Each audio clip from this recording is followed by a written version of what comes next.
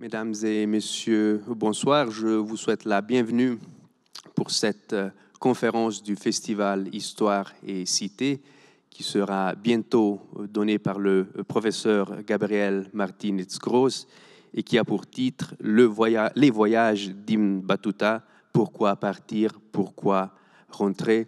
Une conférence qui est organisée en partenariat avec la maison d'édition Passé Composé. Je m'appelle Mathieu César et je suis professeur d'histoire médiévale ici à l'Université de Genève. Et j'ai le plaisir de vous présenter le conférencier de ce soir, le professeur Gabriel Martínez-Gross, qui est donc professeur émérite de l'islam médiéval à l'Université de Nanterre. Et il a également dirigé avec Lucette Valonzi, l'Institut d'études de l'islam et des sociétés du monde musulman. Il est l'auteur de nombreuses publications. Je rappelle uniquement ici sa brève histoire des empires. Avec Sophie Macariou, il a également publié une histoire de Grenade. Et je tiens aussi à rappeler son ouvrage « L'Empire islamique » qui a été traduit en arabe et en anglais, et qui a remporté l'année passée le prix Provins Moyen-Âge. Et puis, ça vient de paraître tout récemment, un ouvrage au titre très parlant, « De l'autre côté des croisades, l'islam entre croisés et mongols », paru justement aux éditions Passé Composé. Avant de lui laisser la parole, donc je vous rappelle, il y aura une première partie avec la conférence du professeur Martínez-Gross, environ une quarantaine de minutes.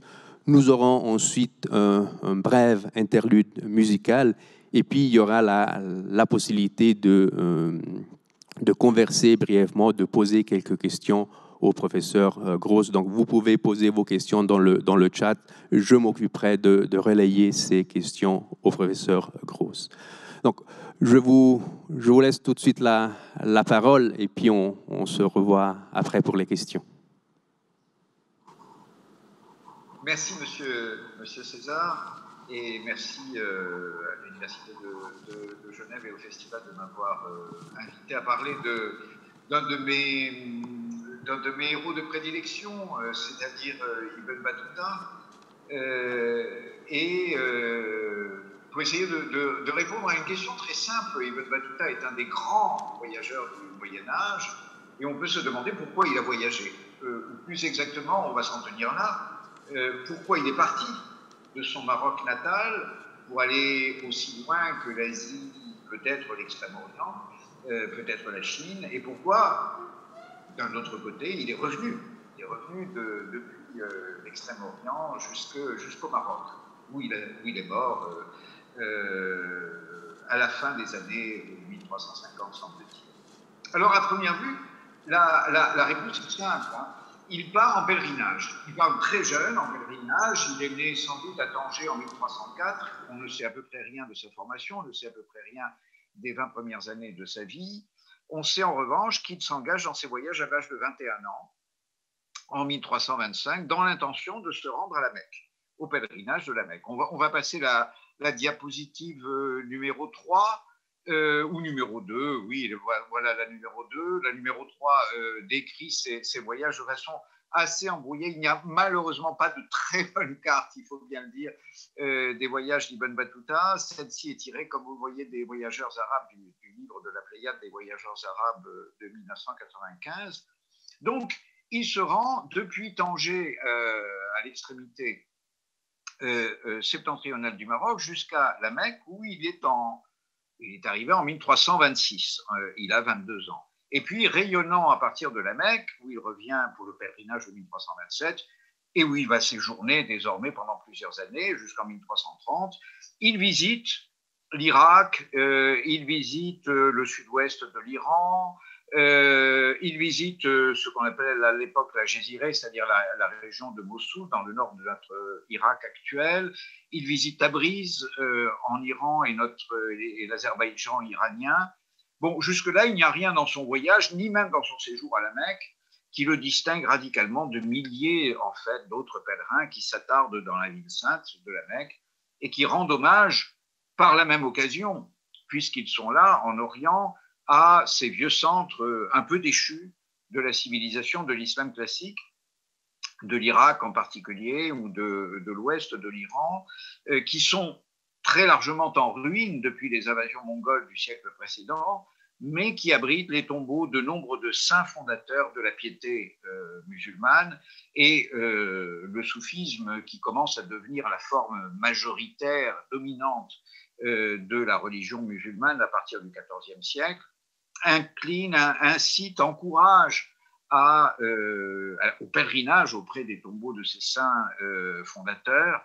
C'est ce qu'on appelle la ziyara, et c'est ce à quoi se livre indiscutablement, d'après ses itinéraires et d'après le récit qu'il donne des lieux qu'il visite, c'est ce à quoi se livre fondamentalement Ibn Battuta entre 1326 et 1330, et il n'est pas le seul, hein, bien sûr. Et puis, brusquement, quelque chose change à partir de 1330. D'abord, il se dirige vers le sud.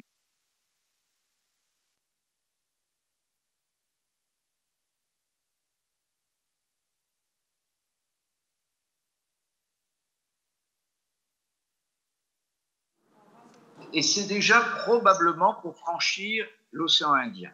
C'est probablement déjà pour se rendre en Inde. Puis la peur de la traversée de l'océan Indien, une peur tout à fait bien inspirée d'ailleurs, lui fait rebrousser le chemin vers le nord.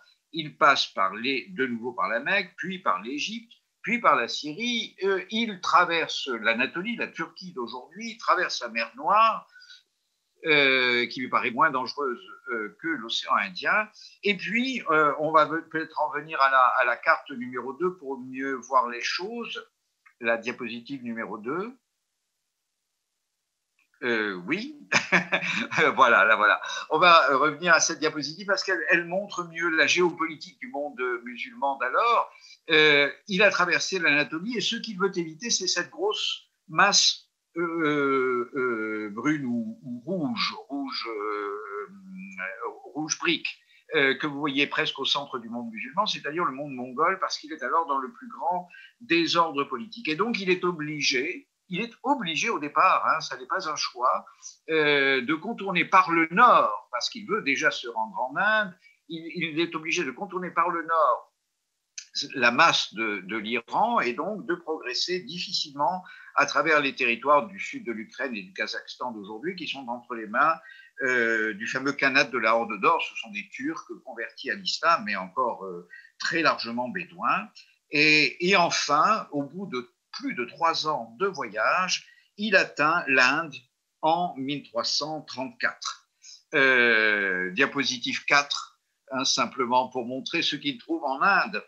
Voilà, ce qu'il trouve en Inde et qui est encore debout aujourd'hui, c'est en particulier le fameux Qutb Minar qui est au centre, qui est le minaret de la alors grande mosquée de Delhi, qu'on appelle la Quwwat l'islam, la puissance de l'islam qui est aujourd'hui en ruine, mais dont le minaret a été conservé. Il réside en Inde, ce que vous avez à gauche, c'est un détail de ce Qutb Minar, de ce grand minaret de la vieille mosquée de Delhi. Et donc, il réside en Inde, il y arrive en 1334 jusqu'en 1342, du moins à Delhi jusqu'en 1342, dans la suite du sultan de Delhi, Muhammad ibn Tughlaq. Et puis, il quitte la cour de Delhi pour diriger une ambassade en Chine, c'est du moins lui qui le prétend, que lui aurait confié le sultan. Mais cette ambassade se perd dans les aléas de la traversée de pays hostiles et dans les aléas des naufrages aussi. Il aborde ensuite aux Maldives, où on lui confie la charge de Qadi, mais cette charge ne va pas sans lui susciter des jalousies qui le renvoient en Inde du Sud jusqu'en 1346 au moins. Il n'approche plus la cour de Delhi, sans doute parce qu'il a peur de devoir répondre de la perte des cadeaux de l'ambassade qu'il a dirigée, ou qu'il n'a pas réussi à diriger jusqu'en Chine. Et enfin, en 1346, c'est la fin de son voyage. Il rentre, il reprend la route de l'Ouest, il reprend la route du Maroc. Il est au Moyen-Orient au printemps de 1347 avec la peste qui l'accompagne tout au long de sa traversée. Il a eu une chance inouïe, il n'a pas été malade de la peste alors que des milliers, des dizaines de milliers de gens mouraient autour de lui. Il atteint le Maghreb et Fès en particulier à la fin de 1349. On peut reprendre la diapositive 2 peut-être avec ces cartes colorées qui sont peut-être plus... voilà. Et vous voyez Fès évidemment à l'extrémité de l'Occident musulman, dans le Maroc d'aujourd'hui. Donc il atteint Fès à la fin de 1349, un séjour en Al-Andalus, juste en face, dans le petit royaume de Grenade, c'est tout ce qui reste alors d'Al-Andalus. Peu après que la peste a tué devant Gibraltar le roi de Castille, Alphonse XI, en 1350, et puis une expédition dans le royaume du Mali, tout à fait au sud, comme vous le voyez, en Afrique occidentale, qui est ce royaume du Mali qui est alors à son apogée, d'où il revient dans une caravane, dit-il, de 500 esclaves de sexe féminin, pour ne parler visiblement que du plus précieux de la cargaison de cette immense caravane en 1352-1353. Et enfin, en 1355, il dicte, 30 ans après le début de ses pérégrinations, il va dicter son texte, le texte de ces voyages dont nous disposons aujourd'hui. Et alors, c'est le premier problème, celui de l'écriture, sur lequel je ne vais pas trop insister. Ce texte, en effet, présente un problème parce que ce n'est pas Ibn Battuta qui l'a écrit. Ce texte a été confié à un secrétaire andalou du roi du Maroc, du roi de Fès, Abou Aynan, un certain Ibn Jouzaï, qui se nomme dans les premières et dans les dernières pages du récit. La tâche de ce secrétaire a été simplement de transcrire dans l'arabe le plus élégant la relation du voyage d'Ibn Battuta. Mais le fait qu'on n'ait pas confié ce soin à Ibn Battuta lui-même pourrait signifier qu'Ibn Battuta n'était pas capable d'écrire dans un arabe digne d'un livre offert au roi et destiné à la bibliothèque royale. Donc il n'était pas ce lettré qu'il prétend être dans son récit, ce qadi, comme on le nommait avec respect en Inde ou aux îles Maldives. Et sans doute, le fait de dicter son récit de voyage n'est pas unique parmi les voyageurs. Marco Polo a lui-même dicté à un certain rusticien de Pise son livre du devisement du monde en français, mais l'enjeu n'est pas le même. Marco Polo est un marchand, un homme qui sait se servir d'une plume, mais il ne prétendait pas à la qualité de clerc, d'intellectuel, de savant. Or, Ibn Battuta y prétend. Et c'est là le problème. Stéphane Hierassimos, dans son introduction à la traduction française du voyage d'Ibn Battuta, penche pour l'hypothèse de l'insuffisance littéraire d'Ibn Battuta, qu'il appuie sur deux brèves allusions défavorables à l'auteur de deux Andalous, comme par hasard. Et évidemment, les Andalous sont les maîtres absolus de la culture dans le Maghreb du XIVe siècle. L'un, c'est le Qadi de Malaga, El-Balafetri, et l'autre, c'est Ibn Khaldoun lui-même, d'une génération plus jeune qu'Ibn Battuta. Et tous les deux semblent considérer qu'Ibn Battuta est un menteur, qu'il a très largement inventé la matière de ses voyages. C'est du moins le premier mouvement du jeune Ibn Khaldoun. Mais comme il est Ibn Khaldoun, c'est-à-dire un homme qui réfléchit beaucoup, y compris sur ce qu'il pense et sur son premier mouvement, il reviendra sur ce jugement hâtif. En fait, la chose n'est pas si simple, en effet, parce qu'un auteur laisse à un secrétaire la tâche de mettre en forme la matière de son livre n'est pas rare, même chez des lettrés reconnus. Cette dignité accordée au récit, le fait qu'on les refait écrire dans un arabe classique, c'est peut-être une sorte plutôt de certificat d'entrée en écriture publique qui est délivré par le souverain du Maghreb, puisque c'est le roi du Maroc qui décide que c'est son secrétaire andalou qui écrira ce voyage, ce souverain du Maghreb aurait ainsi décidé que le voyage d'Ibn Battuta entrerait comme une sorte de texte officiel dans sa bibliothèque, avec une sorte de sceau littéraire de son secrétariat. Hein, voilà. Si on écarte l'hypothèse de l'insuffisance littéraire d'Ibn Battuta, l'explication de ce livre, de sa copie par les soins du souverain, de sa chancellerie, tient sans doute à cette partie du voyage qui commence en 1330. À vrai dire, jusqu'en 1330, il n'y a rien dans le voyage d'Ibn Battuta qui aurait pu exciter l'intérêt du roi du Maroc. Parce que c'est en 1330, en effet, que Ibn Battuta change de ton et de registre. En 1330, après 5 ans de séjour dans les capitales de l'Orient arabe, il peut se réclamer en apparence d'une formation solide qui devrait lui assurer une situation stable dans le milieu savant marocain s'il revenait alors au Maroc. Mais tout montre que ce n'est pas le cas, que notre voyageur s'est trompé d'époque et que désormais les formations intellectuelles les plus efficaces socialement, celles qui donnent les postes, hein, pour tout dire, celles qui assurent les fonctions, celles qui assurent les faveurs du roi, se prodiguent sur place au Maroc même, à Fès ou à Marrakech. C'est là qu'on gagne ses galons de hauts fonctionnaires dans les provinces marocaines et non plus à Bagdad, au centre de l'Empire, qui n'impressionne plus personne, ou qui n'impressionne plus en tout cas les intellectuels marocains d'origine andalouse le plus souvent. Et donc, ces voyages considérables dans l'Orient arabe ne vont pas assurer à Ibn Battuta, au voyageur revenu dans sa petite patrie, l'autorité intellectuelle dont sans doute quelques siècles plus tôt ces voyages l'auraient investi, mais plus désormais au XIVe siècle. Il s'est trompé d'époque. Et c'est probablement ce qu'il comprend lorsqu'il décide en 1330 de se diriger vers l'Inde. Pourquoi l'Inde? Il faut y attribuer sa décision à un calcul simple.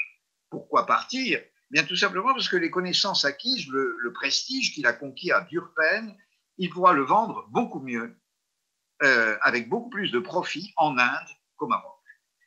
Pourquoi l'Inde? Parce que c'est un pays de richesses fabuleuses, sans doute, des richesses, dit-on, aussi vite dissipées que gagnées, des richesses de cocagne. L'Inde est un pays d'aventure, mieux, c'est un terrain de colonisation, tout simplement, hein, de l'islam. C'est l'Amérique de l'islam, surtout depuis qu'au début du XIIIe siècle, ou à la fin du XIIe siècle, puisque le Qutb Minar a été construit en 1192, à partir de 1192, la résistance hindoue s'est effondrée, la résistance militaire hindoue s'est effondrée sous la poussée de l'islam, et en quelques décennies, au XIIIe siècle, les musulmans se sont emparés de toute la vallée du Gange, entre Delhi et le Bengale, là où vit peut-être la moitié des 50 ou 60 millions d'habitants du sous-continent indien à l'époque. 50 ou 60 millions d'habitants, c'est un sixième, un septième, un tout petit peu moins qu'aujourd'hui peut-être, de la population mondiale. L'Inde représente un tout petit peu moins en pourcentage de la population mondiale sans doute qu'aujourd'hui. Bien sûr, l'immense majorité de cette trentaine de millions d'habitants du sultanat de Delhi, l'immense majorité de ces sujets restent hindous, mais précisément pour cette raison, pour contenir l'hostilité de cette masse énorme de sujets hindous qui ne sont pas musulmans et qui haïssent le pouvoir musulman, il faut une hostilité dont Ibn Battuta nous fait constamment mention, hein, bien sûr. Les pouvoirs musulmans en Inde ont besoin de soldats, ils ont besoin d'administrateurs, ils ont besoin de juristes, même musulmans, venus des terres centrales de l'islam, sur lesquels ils puissent compter, grâce auxquels ils puissent reconstituer un environnement musulman familier. Ces rois, ils sont généralement d'origine turque, et leur langue est le persan. Hein, et l'empire est organisé, il est administré en persan. Donc Ibn Battuta se dirige tout simplement vers la nouvelle et grande source de richesse où il pourra vendre ses capacités. Tout bêtement, voilà pourquoi partir. C'est aussi simple que ça. Son mouvement suit l'expansion de l'islam. Il va nourrir les terres nouvelles de l'islam de l'indispensable substance des terres anciennes de l'islam et en particulier de la langue arabe parce qu'elle est très peu répandue à l'est de l'islam et en particulier dans ces nouveaux territoires indiens. Savant arabe, en langue arabe, par conséquent, il va s'établir dans des pays où cette qualification fait défaut. Justement, il faut toujours jouer de la rareté, hein, de la loi de l'offre et de la demande. En Inde, la masse est hindoue, la cour parle persan, les soldats sont turcs ou afghans, le plus souvent, comme le sont d'ailleurs les origines de la dynastie régnante qui est turque. Or, l'arabe est nécessaire dans certains domaines, au moins à l'administration du droit, par exemple. D'enseignement à proprement parler, il n'est jamais question chez Ibn Battuta quand il s'agit de l'Inde. Il n'y a, semble-t-il, pas d'enseignement d'université à proprement parler, malgré l'énormité et la richesse du pays. À Delhi, Ibn Battuta est comme il dit lui-même, qu'on l'appelle le cheikh arabe, que précisément Hafez, il ne pourrait pas être, parce qu'il est probablement d'origine berbère. Hafez, au contraire, au retour, il va jouer de son habit de soufi, d'ascète, de croyant. C'est très utile, la sainteté permet d'excuser de temps en temps l'ignorance. Si son arabe n'est pas parfait, c'est qu'il a porté ses efforts vers d'autres directions et vers Dieu. Et surtout, il va raconter ce qu'il a vu des merveilles et des magnificences de l'Inde, que personne ne connaît au Maroc. En gros, à Delhi, il est savant arabe dans un pays sans savant arabe et sans langue arabe. Et à Fès, il raconte les faces des princes et d'abord des sultans de Delhi dans un pays de petits rois, car en fait, les rois du Maroc sont de petits rois comparés à l'immense sultan, à l'immense domaine du sultan de Delhi. Et visiblement, Ibn Battuta était assez habile parce qu'il réussit assez bien à vendre sa qualité d'arabe à Delhi et sa qualité de voyageur en Inde à son retour au Maroc, au roi Abraïnad, qui fait donc écrire le récit de ses voyages comme une chose exceptionnelle, comme une perle, de nos jours on dirait une pépite, dans la bibliothèque des savants marocains que le pouvoir royal entretient. Deuxième point, qu'est-ce qu'on fait quand on est parti? Qu'est-ce qu'on fait quand on est sur place? Je vous l'ai dit, fondamentalement, vendre de l'arabe, vendre sa qualité d'arabe dans des pays où cette qualité d'arabe est rare. Alors, il est commun de penser qu'on voyage en général pour découvrir, quand bien même on découvrirait ce qu'on sait déjà, ce qui est la plupart du temps, malheureusement, le cas. On ne voit que ce qu'on sait déjà. Quand bien même, en quelque sorte, la découverte ne serait qu'une reconnaissance. Mais en fait, tout ce qu'on a dit jusqu'ici du voyage d'Ibn Battuta et des buts du voyage d'Ibn Battuta montre que c'est un cas tout différent. Ici, le voyageur ne sollicite pas du pays qu'il aborde un savoir, même une curiosité, parce que c'est lui le savant. C'est lui le savant. Il est le critère de la connaissance. Toute autre pratique locale que la sienne, il est le musulman par excellence, donc toute autre pratique locale que la sienne est une hérésie. C'est une déviance qu'il lui convient de réprimer, et d'ailleurs c'est ce qu'on lui demande. Toi qui es arabe, apprends-nous ce qu'est le véritable islam, et si nous ne le respectons pas, réprime ces déviances. On lui demande de réprimer au nom d'un islam vrai, au nom d'une tradition pure. Et Ibn Battuta n'y met aucune vanité personnelle, il n'y met aucun racisme en général, sauf en Afrique, on va le voir à la fin, mais il joue le rôle qu'on lui demande d'interpréter, c'est-à-dire celui qui est la loi musulmane, qui sait la loi musulmane et qui est la loi musulmane, et au-delà même, celui qui connaît ce complexe plus vaste qu'on pourrait appeler la norme islamique, en quelque sorte. On verra ça à propos de la nudité dans un instant. Dans ce nouveau monde musulman, qui est à peine conquis, à peine islamisé, l'Inde, les îles Maldives aussi, que vous voyez au sud de l'Inde, sur cette carte, dans ce monde qui est à peine islamisé, qui sait si peu d'arabe, il s'impose comme le redresseur des mœurs, d'abord.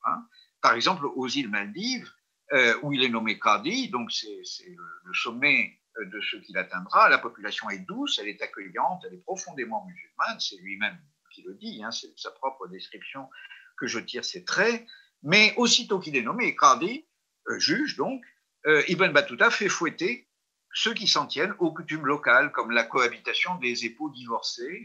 Lorsque vous avez divorcé en islam, vous n'avez plus le droit de cohabiter, de coucher ensemble, pour être plus précis. Et il mène de même une campagne active et fructueuse qu'on lui demande de mener, que le pouvoir politique, et d'ailleurs en l'occurrence incarné par les femmes, lui demande de mener contre les seins nus des femmes, puisque toutes les femmes avaient, sauf la reine, se promener avec des seins nus dans la rue. Donc, d'ailleurs, sans aucun problème, sans aucun succès, il le dit, ça ne marche pas. Au premier rang des normes de l'islam, pour être malheureusement plus grave et plus lourd, dans ces pays récemment conquis, il y a bien sûr le djihad, la guerre sainte. qui se confond ici avec la conquête, bien sûr, en particulier en Inde, ou avec la répression des révoltes indigènes qui sont légion. Et la chose n'est probablement nulle part plus vraie qu'en Inde. Ibn Battuta revient à plusieurs reprises sur la vigueur de cette guerre, toujours latente, entre l'islam et l'infidélité, ce qu'il appelle bien sûr l'infidélité, l'hindouisme, si vous voulez, dans le sous-continent indien. Et il est lui-même mobilisé, comme tous les musulmans étrangers au sous-continent, parce que ce sont les seuls sûrs. Les musulmans d'origine indienne ne sont pas sûrs pour le pouvoir de Delhi. Ce sont donc les seuls sûrs pour combattre plusieurs révoltes, en particulier la révolte d'un favori hindou du sultan. Après 1342, quand il aura quitté Delhi pour le sud de l'Inde, Ibn Battuta sera aussi enrôlé dans le djihad conquérant de l'Inde du Sud, qui est mené par des soldats indépendants du sultanat, comme l'émir de Madura, Riyas ad-Din, un ancien officier turc du sultanat qui s'est rendu indépendant, qui a réussi à se tailler un royaume éphémère en pays tamoul. Et ce djihad est pour l'heure victorieux, du moins avant la grande offensive, la grande contre-offensive des hindous du royaume du Vijayanagar, qui commence précisément au milieu du XIVe siècle, dans le sud de l'Inde, avec le déclin du sultanat de Delhi, et qui va chasser pour 2 siècles les musulmans du sud de l'Inde, du pays tamoul en particulier. Alors voilà, voilà un homme qui apparemment a accompli ce qu'il voulait accomplir, il est là où il voulait être, et il en tire quelques bénéfices indiscutables, de grands bénéfices financiers, semble-t-il, une vie aisée, dans l'entourage immédiat de la cour, et pourtant il revient. Alors pourquoi revient-il? Alors précisément, je crois que cette constante violence auquel il est confronté, à laquelle il participe d'ailleurs lui-même, en particulier la violence du djihad, c'est pour Ibn Battuta une des raisons de quitter l'Inde et de revenir vers le Maroc. S'il en était besoin, il éprouve dans sa chair l'hostilité pratiquement unanime de l'Inde lorsque, à l'issue d'un combat en Inde du Nord, comme il y en a tous les jours, contre les hindous, il est coupé de ses compagnons musulmans et il manque de mourir de faim parce qu'il est perdu dans un pays où il n'y a plus aucun musulman. Il va de village en village et naturellement, aucun village hindou n'accepte de le nourrir, de lui donner la moindre chose. Et plusieurs villages hindous le dépouillent. À défaut de le tuer, on ne le tue pas parce que visiblement il est trop misérable, en quelque sorte, ça n'a aucun intérêt de le tuer, mais on le dépouille absolument de tout ce qu'il a sur lui. Et même quand la guerre tourne à l'avantage de l'islam, ce qui est encore le plus souvent le cas, elle déploie une telle violence pour soumettre au travail et pour soumettre à l'impôt, c'est l'empire qu'on constitue, et l'empire c'est l'impôt d'abord, et le travail forcé. Cet empire en formation déploie une telle violence, terrorise, pour terroriser en tout cas, des populations qui sont infiniment plus nombreuses que les quelques milices, pour l'essentiel turques et afghanes, dont dispose le pouvoir, que Ibn Battuta en est lui-même révulsé. Il ne vient pas d'un pays absolument sans violence, en l'occurrence ouest du Maghreb, mais la violence indienne le dépasse par son ampleur. L'auteur est aussi enthousiaste dans sa description des brillantes victoires de l'islam, en particulier de l'émir Riyas ad-Din dans le sud de l'Inde, que choqué par les exterminations dont ce même Riyas ad-Din se rend coupable à l'égard des plus humbles paysans hindous, empalés pour l'exemple, lorsqu'ils refusent l'impôt, lorsqu'ils fuient dans la forêt par exemple, leurs femmes et leurs nouveau-nés égorgés sous leurs yeux, avant même qu'un remède aphrodisiaque destiné à raviver la vigueur sexuelle de Riyas ad-Din ne vienne à bout du tyran. La peste avait frappé sa famille, sa mère, son fils unique qui en était mort, et son peuple. Et c'est à Madura, semble-t-il, sur les terres de cet émirat tamoul que Ibn Battuta semble avoir rencontré pour la première fois la peste en 1344. Et il ne craint pas de voir dans cette peste, sans en voir l'ampleur, évidemment qu'il va découvrir au fur et à mesure de son voyage de retour, il ne craint pas de voir dans cette peste un châtiment divin pour les crimes, ce qu'il appelle les crimes de l'émir, qui sont pourtant de l'ordre du djihad, bien sûr.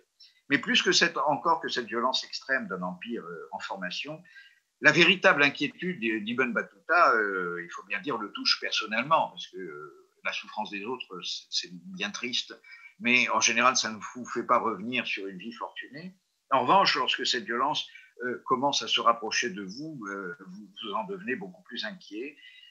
À Delhi, en effet, lorsqu'il est à Delhi, et aussi lorsqu'il est dans le sud de l'Inde, Ibn Battuta appartient à un groupe à la fois favorisé et marginalisé, qui est celui des Arabes, hein, tout simplement. Le sultan de Delhi, Mohammed Ibn Turluk, ne comprend pas, ne parle pas l'arabe, mais il aime écouter la musique arabe que nous allons écouter dans un instant. Il est comme nous, en quelque sorte, et c'est la musique de la langue arabe que parle Ibn Battuta. De temps en temps, il lui demande de parler en arabe qu'il ne comprend pas, mais ça lui fait plaisir d'entendre la langue du prophète, dit-il.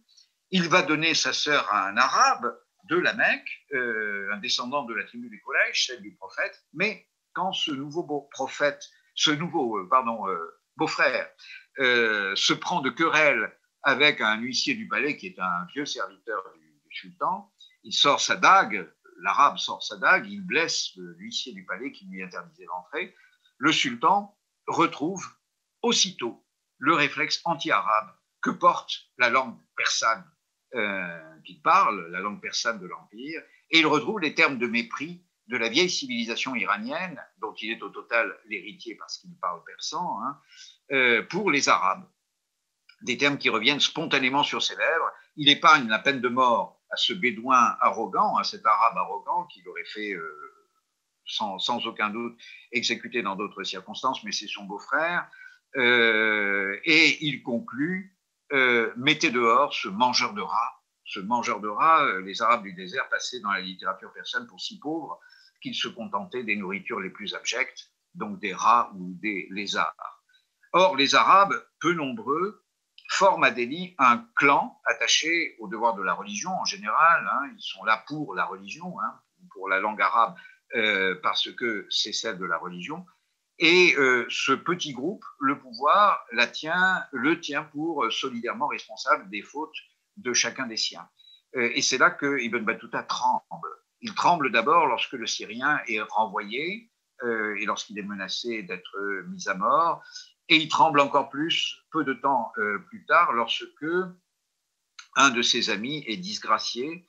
Il est disgracié et exécuté pour avoir un saint homme, hein, pour avoir prétendu tenir tête au sultan. On ne tient pas tête au sultan. Et le sultan ramène très rapidement ce saint homme arabe à la réalité de sa situation, c'est-à-dire qu'il le fait torturer à mort, hein, tout simplement. Et bien sûr, tous les Arabes ressentent l'effet de la disgrâce du saint homme. Et donc, c'est la même situation au total qu'Ibn Battuta, et je vais finir là-dessus, rencontre dans son dernier voyage au sud du Sahara, qui lui est commandé par le roi du Maroc. Il revient à Fès en 1349, vous voyez Fès, et là le roi du Maroc lui dit: ah ben c'est très bien tout ce que tu as fait, mais alors il te manque 2 parties du monde. À l'Andalous, c'est facile, hein, c'est juste à côté, c'est le petit royaume de Grenade, et il te manque l'Afrique. Il y a là aussi des musulmans en Afrique que tu devrais aller voir, et donc c'est en service commandé et contre son gré d'ailleurs, parce qu'il aurait bien envie de se reposer, que Ibn Battuta se rend au Mali, et il déteste le Mali. Ibn Battuta a détesté l'Afrique. Alors bien sûr, ces préjugés raciaux, ils sont pour quelque chose, ils sont très évidents. Mais on va passer rapidement parce qu'ils sont tellement communs à l'époque dans l'islam, les préjugés à l'égard des Africains, des Noirs, que Ibn Battuta n'est malheureusement pas très caractéristique de ce point de vue. Si on dépasse cette plus que réticence, ce racisme profond à l'égard de l'Afrique, on est surpris de constater autant de dégoût quand même pour une région du monde, l'Afrique, où la langue arabe, par contre, à la différence de l'Inde ou des Maldives, où la langue arabe est très présente, où elle occupe une place de choix à la mosquée, où elle occupe une place de choix au cimetière, les stèles sont en arabe, hein. Alors, il n'y a que les grands personnages, hein, bien sûr, qui ont des stèles en arabe, ça va de soi, mais l'arabe est présent partout où l'écrit est convoqué. En quelque sorte, les langues africaines ne s'écrivent pas, à la différence du persan, évidemment, en Inde, qui, lui, s'écrit déjà, bien sûr. Hein. Mais le pouvoir est imperméable à la langue arabe, c'est ça qui est caractéristique. Alors, par exemple, que Ibn Battuta avait eu l'occasion de parler directement au sultan de Delhi, il ne lui est pas possible de s'adresser au roi du Mali. Il s'adresse à son griot et pas directement au roi, alors qu'à ses yeux, le roi du Mali est un bien plus petit prince d'une pauvreté ridicule comparé au maître de l'Inde. Mohammed ibn Tourlouk aimait entendre déclamer de la poésie arabe. Alors, au contraire, dit Ibn Battuta, le roi du Mali, alors là, je cite, bien sûr, et il s'agit des préjugés raciaux, pour ne pas dire racistes, d'Ibn Battuta, le roi du Mali se complaît dans les poèmes barbares de sa langue sauvage et dans la gestuelle loufoque des Noirs. Il ne s'agit pas seulement de faute de goût, il ne s'agit pas seulement de l'attachement calculé d'un pouvoir au versant, à la culture païenne de la société africaine. C'est, dit Ibn Battuta, c'est voulu. C'est un véritable défi lancé aux Blancs et aux Arabes. Il les met ensemble. Les Blancs en Afrique, ce sont les Arabes à cette époque-là, bien sûr, qui sont les maîtres de la mosquée. Contre la mosquée qui est tenue par les Arabes et par les Blancs, le palais est tenu par les Noirs et, en quelque sorte, les Arabes n'y ont pas accès. Dans la ville frontière de Walata, la ville frontière située au nord du Mali, le gouverneur, qui comprend l'arabe, refuse de parler l'arabe, autrement que par le biais d'un interprète. Et Ibn Battuta a été déjà confronté, par exemple, aux Maldives, à l'excessive nudité des femmes, les seins nus des femmes, mais le pouvoir politique lui avait demandé de réprimer au nom de l'islam cette coutume ancienne. Ce qu'il a fait d'ailleurs, on l'a dit, sans succès. Mais au contraire, ici, c'est-à-dire au Mali, le pouvoir défie ouvertement la pudeur et la loi de l'islam en instituant la nudité féminine en présence du souverain. Lorsque les femmes entrent en présence du souverain, elles doivent se déshabiller complètement. Elles ne paraissent que totalement nues en présence du souverain du Mali. Y compris ses parentes, y compris les femmes de condition, se dépouillent de leurs vêtements avant d'être admises en présence du souverain. Pour le dire en un mot, le pouvoir respecte la mosquée, mais comme une entité à part, comme une entité enquistée dans une société, et surtout dans un pouvoir politique qui reste profondément africain et païen, aux yeux d'Ibn Battuta.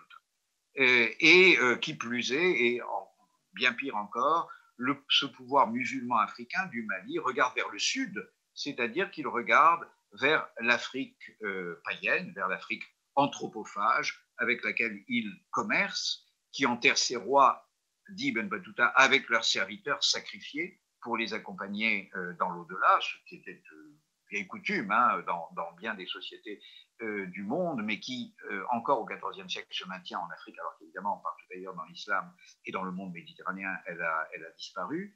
Et ce même pouvoir musulman, ou qui se dit musulman, dit Ibn Battuta, offre à ses partenaires païens du pays de l'or, parce que l'or vient du sud, de l'actuel Gold Coast, de l'actuel Ghana, il offre à ses partenaires païens et anthropophages des royaumes de l'or des esclaves que ces ambassadeurs païens vont manger. Alors Ibn Battuta a vu offrir une jeune esclave que les ambassadeurs païens des royaumes du Sud, il ne précise pas de quel royaume il s'agit, que ces royaumes, les ambassadeurs de ces royaumes venus du Sud mangent sans aucune vergogne. Je veux dire, ils la mettent à mort pour la dévorer comme un cadeau qui leur est fait. Et c'est, je crois, peut-être surtout, je finis là-dessus, pour cela qu'Ibn Battuta rentre chez lui. Il avait cru que l'immense et nouvelle expansion du monde musulman offrait aux Arabes, fondateurs de l'islam, l'opportunité de dire partout le droit et la loi, d'être partout respectés comme les oracles du vrai, et il mesure au contraire, finalement, que l'islam est irrémédiablement divers. Que les Arabes ont leur place, mais que les nouveaux pouvoirs en Inde ou en Afrique n'en sont pas pour autant décidés à renoncer à leur identité en réalité. En un sens, et en ce sens-là, en tout cas, les voyages d'Ibn Battuta sont un peu un échec. Le monde musulman ne ressemble pas à ce à quoi il s'attend. Voilà.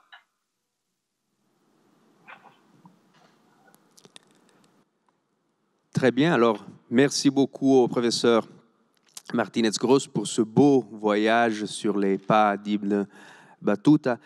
Alors, avant de passer aux questions, au moment de dialogue, je vous propose de prendre un moment pour écouter quelques chansons, quelques interprétations qui seront interprétées par Randy Saad, qui est étudiant à la Haute École de musique de Genève. Alors, qu'est-ce que tu vas nous proposer, Randy? Alors, bonsoir. Et, comme il a proposé, que je vais chanter des improvisations et je vais jouer aussi des improvisations et une chanson palestinienne qui s'appelle Yuma Mouel El Hawa. Il est une chanson traditionnelle qui parle de l'espoir, oui, d'avoir l'espoir, toujours ne pas perdre l'espoir. Merci. Ouais.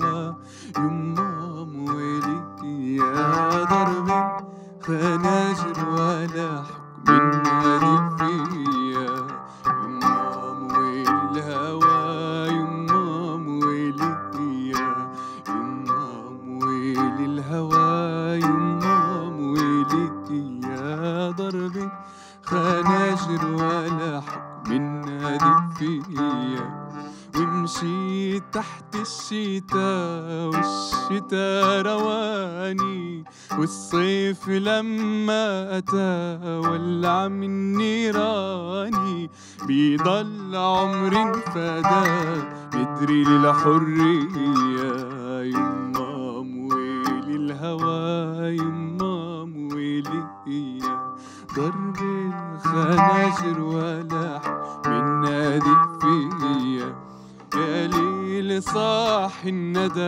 يشهد على جراحي وانسى جيش العدا من كل النواحي والليل شاف الرضا عم يتعلم بيا يما مويلي الهوى يما مويلي يا ضرب خناجر ولحم من نادي الفيام بارودية الجبل على مين العالي مفتاح درب الأمل والأمل برجالي يا شعبنا يا بطل أفتيك بعيني يا يما مويلي الهوى يما مويلي يا يما مويلي الهوى يما مويلي يا ضرب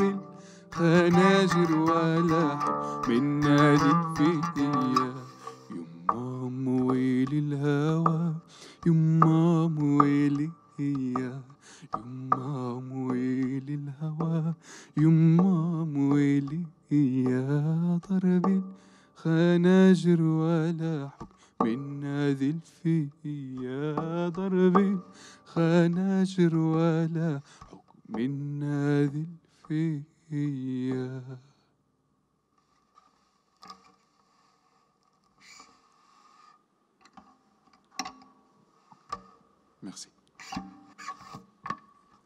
Merci. Merci beaucoup, Randy, pour ce beau moment. C'était très intense.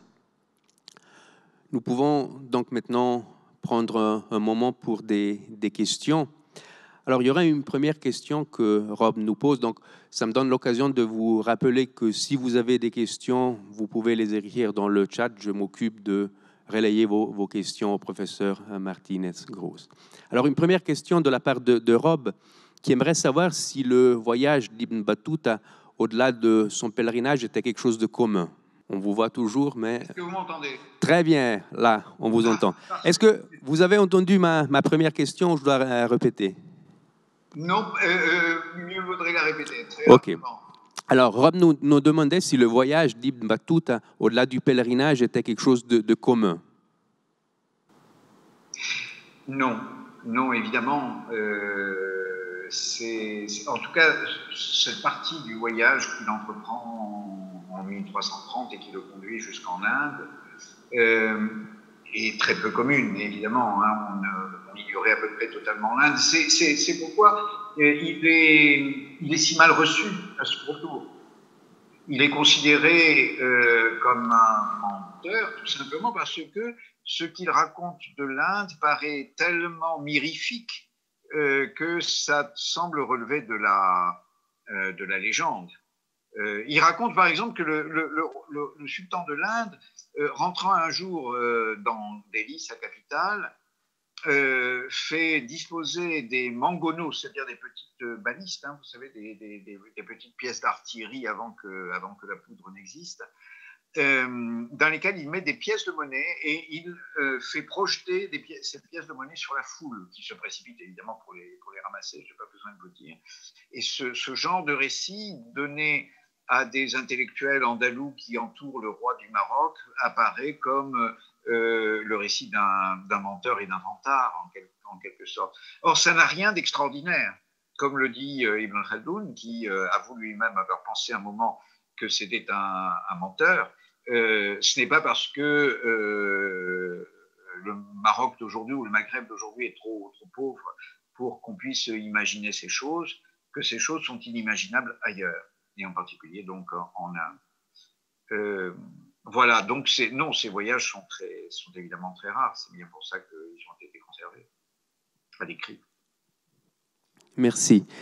Une autre question que vous pose Émilien, elle voudrait savoir s'il existait des guides de voyage. Et je me permets d'ajouter aussi une question. Est-ce qu'il nous dit quelque chose de difficulté qu'il rencontre pendant les voyages ou sur ses modalités de voyage? Oui. Alors, des guides de voyage, étrangement, alors ça existe dans le monde chrétien, hein, les voyages vers Jérusalem ont des guides. enfin, les pèlerins au XIVe ou au XVe siècle peuvent disposer de sortes de guides. Pour la Mecque, on a dans le monde islamique une littérature assez importante, même si ce ne sont pas des guides pratiques, ce sont plutôt des guides auprès des tombeaux, et probablement le livre d'Ibn Battuta, dans ses débuts, dans ce qu'il raconte des premières années de son pèlerinage, c'est un peu ça. Ça permet à d'autres de savoir comment aller au tombeau de, je ne sais pas, de l'imam Shafi'i au Caire, de l'imam Hanafi, le fondateur d'école hanafite à Bagdad, le tombeau des imams Katimain à Bagdad aussi, etc., Ali à Koufa, etc. En revanche, au-delà, il n'y a pas de guide, évidemment, parce que son voyage est extrêmement rare. Alors, un des points tout à fait intéressants de son voyage, et très très pratique, c'est en tant que quoi voyage-t-il ? Je crois, parce que le sujet n'a jamais été vraiment abordé. Il est évident qu'il voyage avec des gens, hein. On ne voyage pas seul en général, il a des serviteurs, on le sait. Dans certaines circonstances où il est particulièrement à l'aise, par exemple en Inde, là, on le sait, des serviteurs et des esclaves qui le suivent. Mais je crois que dans l'ensemble, il se sert beaucoup de la qualité d'ascète et de soufi. Par exemple, son lien particulier avec les femmes quand il est dans l'univers turc, c'est-à-dire dans les steppes de l'Ukraine et du Kazakhstan actuel, dans ces milieux turcs de la Horde d'Or, il rencontre beaucoup de femmes. Alors il y a tout le mythe de la femme étrangère, beaucoup plus facile à rencontrer que les femmes du Moyen-Orient, du Maghreb. Mais au-delà, il y a probablement une vérité, c'est que ce sont les femmes qui reçoivent des ascètes. Ce sont les femmes qui leur donnent les aumônes. Parce qu'il faut bien que Ibn Battuta vive pendant son voyage, et il vit essentiellement d'aumônes. Il vit fondamentalement de ce que lui donnent les grands personnages qu'il va voir. D'où sa grande déception en Afrique, parce que le roi du Mali ne lui donne pratiquement rien. Il lui donne tout juste de quoi manger, et encore. Hein, et encore. Voilà, donc c'est important effectivement de savoir comment et en tant que quoi il voyage. Très bien, merci. Vous avez bien évidemment évoqué ce texte, ce récit de voyage.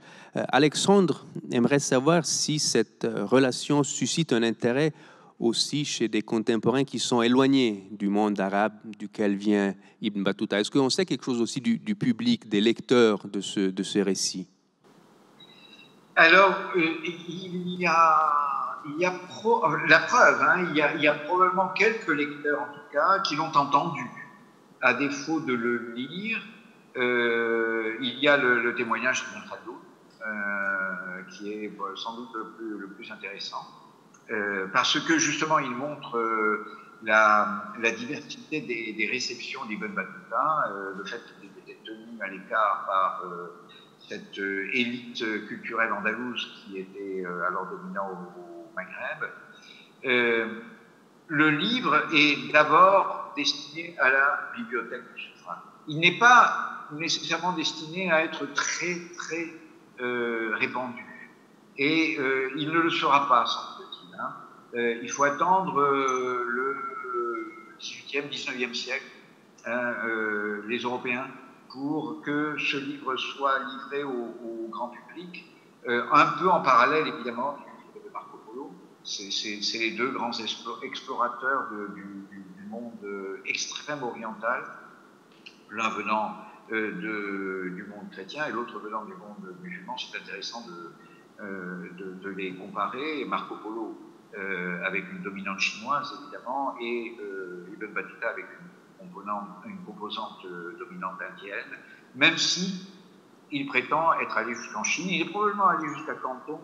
Au-delà, c'est plus difficile à savoir. Et il est très possible qu'il ait reçu à Canton quelques récits de marchands musulmans qui, eux, ne nous ont pas livré de texte, mais qui avaient l'habitude de se porter plus au nord, vers Pékin en particulier.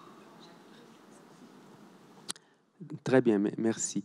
Il y a encore une question de Audrey qui aimerait savoir quel est le regard qu'en tant que Marocain, Ibn Battuta porte sur les autres musulmans? Est-ce qu'on peut apercevoir des différences d'appréciation au sein de l'islam aussi? Oui, beaucoup, beaucoup, beaucoup. C'est même, il faut le dire, le grand intérêt du voyage d'Ibn Battuta. Il n'est pas le premier. Hein. Dès le Xe, XIe siècle, les grands géographes qui parcourent le monde musulman, ceux d'entre eux qui parcourent le monde musulman, comme Ibn Khaldun par exemple, donnent des caractères particuliers à chacune des provinces du monde musulman, mais pas autant, évidemment, que Ibn Battuta, parce que du temps d'Ibn Battuta, les différences sont beaucoup, beaucoup plus marquées. Hein. Par exemple, Ibn Battuta note la différence entre, enfin la frontière, et c'est précieux pour nous, entre l'endroit où on parle encore l'arabe, en Irak, et l'endroit où on commence à parler d'autres langues, et en particulier le persan, le kurde, etc., c'est-à-dire où on ne parle plus l'arabe, et où il a besoin soit d'un interprète, il prétend parler le persan, mais il ne parle pas très bien, semble-t-il. En Anatolie, il est complètement perdu. En Anatolie, la Turquie d'aujourd'hui, il est complètement perdu. Personne ne parle l'arabe. Hein. C'est probablement la province où même les hommes de religion, qui sont d'ailleurs peu nombreux parmi les Turcs d'Anatolie, personne ne parle l'arabe.